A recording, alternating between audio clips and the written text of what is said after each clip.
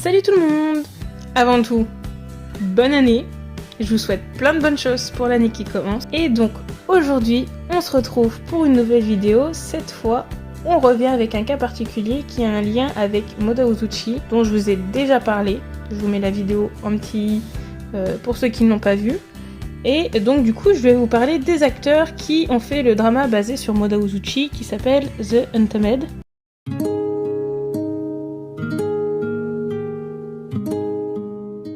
On va voir dans cette vidéo le cas et vous allez voir que c'est un peu légèrement du n'importe quoi, surtout les réactions des gens qui ont entraîné des choses et qui ont eu des retombées sur donc un des acteurs qui n'avait pas lieu d'être, que tout ça en fait de base vient des fans. Donc tout commence le 24 février 2020 car l'incident 227, donc en anglais, enfin il est plus connu sous le nom de Case 227, donc c'est cet incident qui éclate le 24 février 2020 en Chine. Mais donc du coup vous allez me dire, mais qu'est-ce que c'est donc que l'incident 227? L'incident 227, c'est une controverse qui est née en ligne entre les fans de l'acteur Xiao Qian, je crois que ça se dit comme ça, mais en tout cas je vous mets son nom écrit, y a pas de souci, et donc entre les fans de cet acteur là et les utilisateurs d'Archive of Your One, donc plus connu sous le nom de AO3, donc en Chine continentale. L'incident a commencé lorsque le système de censure d'internet connu sous le nom de Grand Pare-Feu de Chine a bloqué la plateforme de publication AO3 dans le pays. Pourquoi ça a été bloqué? Puisque donc ça a été bloqué en raison d'inquiétudes concernant la base de fans de l'acteur et concernant le contenu vulgaire et explicite du site web. Et tout ça parce qu'un utilisateur nommé Didi Xiaotaoji, c'est les noms chinois qui sont très difficiles à prononcer.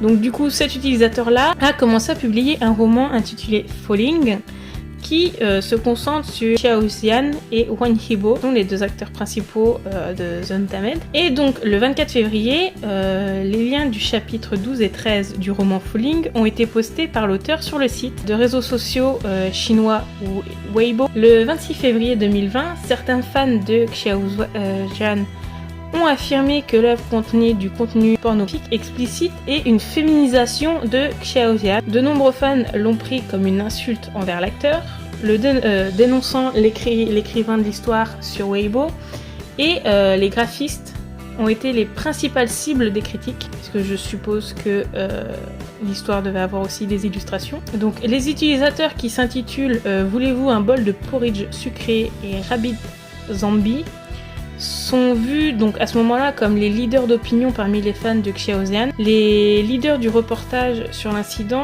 contre l'auteur et les graphistes. Donc si on reprend normalement, donc on a les utilisateurs Voulez-vous un bol de porridge sucré et Rabbit Zombie qui sont à la tête de tous les fans mécontents et qui donc du coup sont contre l'auteur de l'œuvre et les graphistes. Donc dans un message sur Weibo qui date du 26 février, l'utilisateur Rabbit Zombie a déclaré que les acteurs et leurs fans n'ont pas besoin d'accepter une littérature vulgaire sur la prostitution des mineurs basée sur des artistes, et un tel comportement porte non seulement atteinte sur la réputation de l'artiste, mais pollue également l'environnement en ligne et fait tomber un grand nombre de fans mineurs qui manquent de jugement.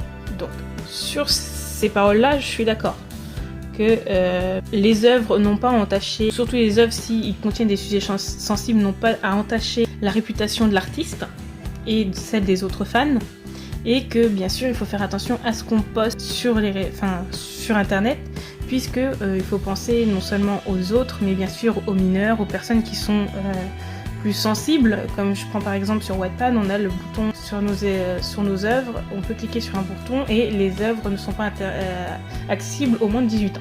Et ça m'a pas l'air d'être le cas sur AO3. Et donc du coup, le 29 février 2020, AO3 a été officiellement bloqué en Chine. Or, la plateforme AO3 était très populaire auprès des fans de culture chinoise populaire. Donc tous les fans d'animation, de BD, de jeux, de romans et de nouvelles. Beaucoup écrivaient leurs histoires là-dessus et ils avaient une grosse réputation, une grosse population de personnes qui allaient sur AO3. Elle offrait un exutoire notamment à tous les fantasmes homosexuels quelque peu réprimés en Chine populaire. On sait très bien qu'en Chine, c'est très strict et que l'homosexualité, c'est très mal vu là-bas. Beaucoup d'œuvres que je lis, par exemple Moda Uzuchi, bien sûr, Heaven Official Blessing, qui est du même auteur, je crois, se retrouvent censurés et on n'a pas du tout la même histoire. Puisque dans Moda Uzuchi de base, on a une histoire d'amour entre les deux personnages principaux. Et quand on regarde, par exemple, l'anime qui est sorti sur Official Blessing, Heaven Official Blessing, on a une censure, alors qu'on a une histoire d'amour derrière. Dans Moda Uzuchi, dans l'œuvre principale, il y a une histoire d'amour, pareil, elle est censurée parce que en Chine, ils n'acceptent pas ça. Et donc, suite à ça, les militants de la liberté d'expression, ne pouvant pas s'en prendre donc du coup au gouvernement et au pouvoir chinois d'avoir bloqué AO3, se tournent donc vers Xiaoxian, qui n'y était pourtant pour rien, puisque c'est le comportement d'un de ses fans qui a débordé, et que du coup les autres fans, pour ne pas être entachés, ont décidé de signaler AO3 au gouvernement, et que c'est le gouvernement qui a bloqué le site. Mais donc du coup, les autres personnes qui étaient en dehors de l'histoire ne pouvant pas s'en prendre au gouvernement s'en sont pris à ceux qui ont fait bloquer le site par le gouvernement. Donc, ces personnes-là qui prônent la liberté d'expression ne toléraient pas le silence que Xiao Zhan leur a rendu, puisque ce dernier n'a pas répondu à toute la haine qui s'est pris à ce moment-là, qui d'ailleurs était une haine pas du tout sensée, puisque lui, personnellement, il a rien fait. C'est pas lui qui a été demandé au gouvernement de bloquer le site. C'est le gouvernement qui a décidé de bloquer le site suite à des plaintes de ses fans. Donc, suite à ça, les gens ont décidé de boycotter, et vraiment d'une manière très très très agressive, surtout ce qui rapportait à Xiaoxian, puisqu'ils vont boycotter ses marques de luxe, telles que Estée Lauder, Piaget, etc. Et il a fait beaucoup de partenariats, hein. Je pense qu'il est géré de plusieurs marques. Et donc du coup, ils ont décidé de boycotter ces marques, ce qui donne une mauvaise image de la star. Ensuite, ils ont formé un groupe sur Weibo intitulé 227 Memorial Day, faisant référence aux incidents survenus concernant les reportages sur la violence des fans de Xiaoxian le 27 février. Donc c'est pour ça que ça s'appelle le 227 Memorial Day, puisque ça a eu lieu le 27/02, donc 227, puisqu'on le lit à l'envers chez eux.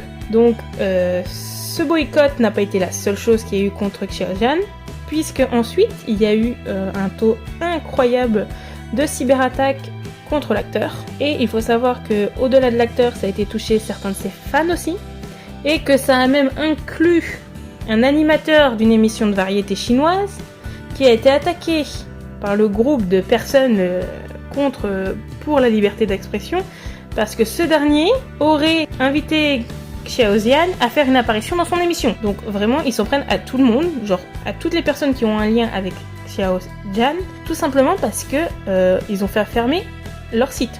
C'est impensable pour moi, clairement. Donc le 1er mars 2020, la direction de Xiaoxian, donc qui s'appelle Xiaoxian Studio, a présenté des excuses sur Weibo pour avoir utilisé des ressources publiques pendant la période du Covid-19 et avoir causé des problèmes au public. Le 6 mai 2020, Xiaoxian a été interviewé par Economic View au sujet de l'incident 227, et il a exprimé sa confusion face aux incidents du 27 février 2020. Il a pas compris clairement pourquoi en fait il se prenait autant de haine par rapport à un truc que en fait le seul lien qui existe entre lui et l'histoire, c'est que c'est un de ses fans qui a écrit l'histoire, et c'est pour ça qu'il se prend toute cette haine, vraiment. Donc il a expliqué que lui il comprenait pas pourquoi c'était lui qui avait toutes les répercussions, sachant que son fan a écrit l'histoire, lui il a rien eu derrière, puisque il a juste en fait perdu tout ce qu'il avait sur AO3, mais de son côté lui, Xiaoxian, se prend du cyberharcèlement, se fait boycotter au niveau de toutes les marques dont il a été le visage, qui se prend des tonnes et des tonnes de haine sur internet, qu'on s'en prend à ses fans, donc il comprend pas. Mais d'un autre côté, il dit il est cependant pas d'accord avec l'idée selon laquelle les idoles, et je le comprends, doivent être responsables du comportement des fans. Car il a noté que les idoles et les fans, dans ce qui est aujourd'hui, dans le domaine en Chine des stars, la star et les fans sont au même niveau. et que les idoles ne sont pas supérieurs aux stars. Il a déclaré qu'il guiderait les fans en tant que modèle positif et qu'il espérait qu'ils vivraient bien leur vie et ne feraient rien d'extrême qui pourrait nuire aux autres ou à eux-mêmes. Donc clairement sur ce point, je suis totalement d'accord avec lui. En tant que fan de K-pop, on peut totalement comprendre aussi son point de vue. Dans le cas de 127, Xiaojian n'est en rien responsable de l'écriture de cette fanfiction et encore moins du boycott. Il a simplement fait son travail en tournant dans The Untamed. Alors ce n'est pas à lui de prendre pour le comportement de ses fans. Il peut bien sûr condamner leurs actions, mais ce n'est pas à lui d'avoir les sanctions pour les actions des autres. Le 20 mai 2020, l'avocat de Xiaojian a annoncé sur Weibo avoir ouvert une procédure pénale pour crime d'utilisation illégale du réseau d'information, pour violation des droits de Xiaojian aux côtés des bureaux de police du district de Chaoyang, j'espère que je le dis bien, de la ville de Pékin. Le 5 juillet 2020, en raison de cyberattaques contre les agences d'État, les médias centraux et d'interférences avec le fonctionnement normal des entreprises professionnelles, Weibo a fermé et interdit certains comptes du groupe 227. Le 14 juillet 2020, Weibo a publié un article concernant l'orientation et la gestion des fans. Weibo estime que les personnalités publiques et les célébrités influentes ont l'obligation de guider et de restreindre le comportement des fans, principalement par le biais des organisations officielles de fans. Donc je pense à tout ce qui est cybercafé et tout ça, les trucs officiels. Ils ont donc contacté la direction de Xiaojian, le studio Xiaojian, et ont suggéré que l'équipe de travail de l'acteur renforce la capacité d'orientation positive et de retenue de sa base de fans, de ses comptes non officiels et de ses organisations. Xiaojian Studio a accepté les suggestions faites par Weibo et par le gouvernement, et a clairement indiqué qu'il coopérait et soutiendrait activement la gestion de la plateforme sur la question des organisations officielles et non officielles. Weibo a fermé certains comptes non officiels qui utilisaient le nom de Xiaojian pour promouvoir le conflit. Toute cette histoire aurait pu ruiner la carrière de Xiaojian, et cela seulement à cause d'une fanfiction. Mais heureusement, aujourd'hui, il continue sa carrière, même si sa popularité en a pris un grand coup. Heureusement, au jour d'aujourd'hui, il continue à être le visage de certaines marques, à tourner dans d'autres œuvres. Et heureusement, mais je comprends toujours pas pourquoi c'est lui qui a dû tout prendre. Mais même le simple fait de lier le comportement des fans à l'artiste, puisque nous, par exemple, étant fans de K-pop, on a des fans extrêmes. Par exemple, les Saseng. Si on prend les Saseng, excusez-moi, même les fans extrêmes, il y a certains fans extrêmes, leur comportement, ni le groupe, ni les autres fans ne le tolèrent, mais c'est pas pour autant que, par exemple, je vais prendre par exemple un fan ou une fan des BTS ou des Blackpink va faire quelque chose comme ça, qui va mener à la fermeture, par exemple, d'un site, donc que beaucoup de personnes utilisaient, ça serait plus normal, enfin, dans ma suite d'idées, que les sanctions aillent envers la personne qui a fait que ça a fermé, que par rapport à la personne dont ils étaient fans. Par exemple, si c'est la faute du fan, c'est le fan qui doit prendre les sanctions, par exemple, je sais pas, une amende, des trucs comme ça, mais le groupe n'a rien à voir.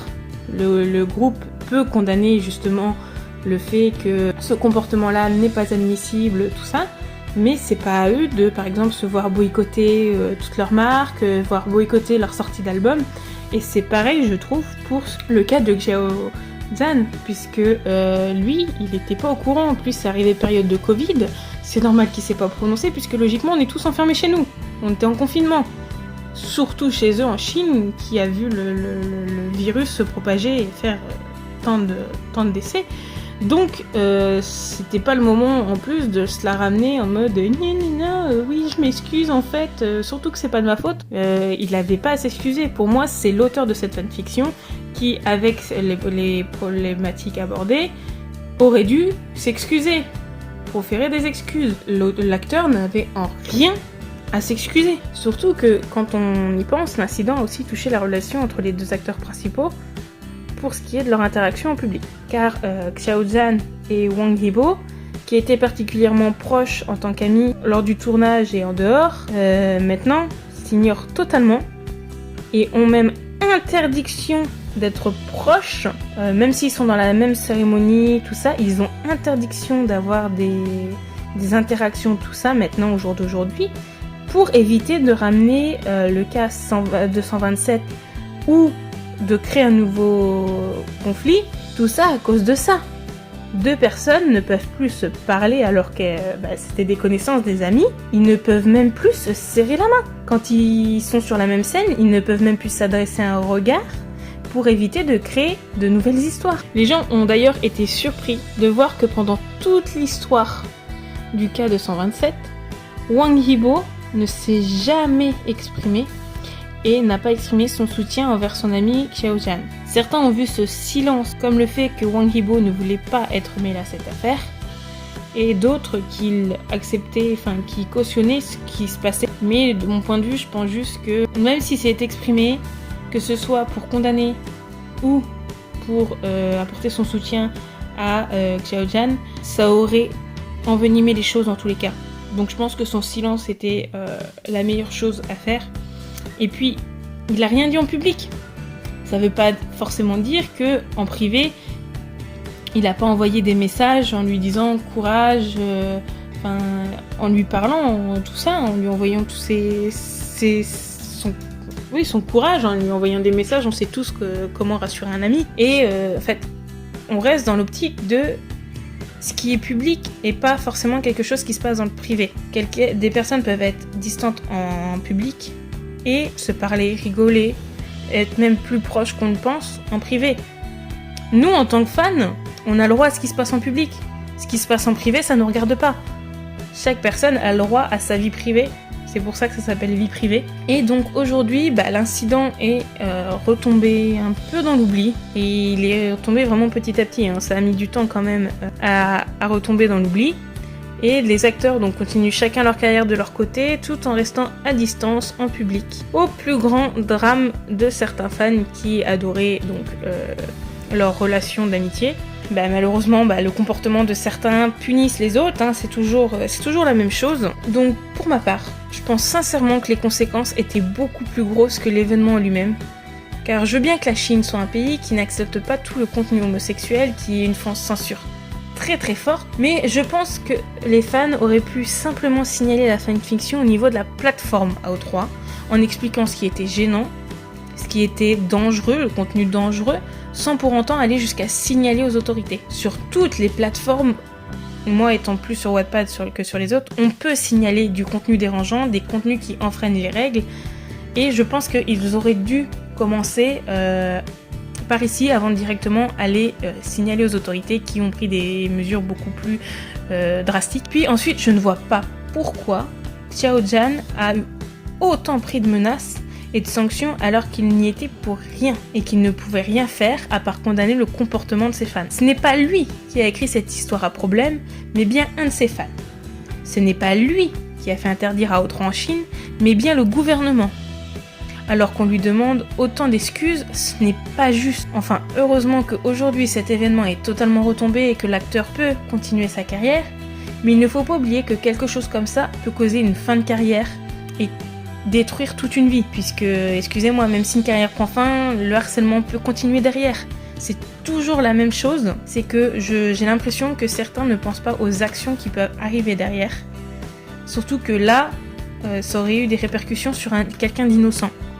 Puisque ce n'est pas l'auteur de la fanfic qui a été sanctionné, mais bien une personne qui bien sûr jouait un personnage, qui était un acteur, c'est bien ça le but, il jouait un personnage, et donc son fan s'est servi de sa personne, c'est même pas de son personnage, s'est servi de sa personne, de plusieurs éléments, qui bien sûr avait un lien avec lui, mais lui Xiaojan n'avait rien à voir là-dedans. On devrait juste lui reprocher dans cette histoire le fait d'exister, c'est ça? C'est pas du tout logique. Enfin voilà ce qui conclut cette vidéo sur l'incident 227. Comme je vous l'ai dit, c'est retombé dans l'oubli, mais je trouvais ça plutôt intéressant de vous l'apporter, puisque c'est quelque chose que je trouve quand même très important à aborder, puisque et là on parle encore une fois du comportement des fans qui peuvent poser de réels problèmes pour les stars. Et que c'est donc important de faire attention à notre comportement et à nos actions en tant que fans, que ce soit de K-pop, de drama, de musique, de jeux vidéo, de manga.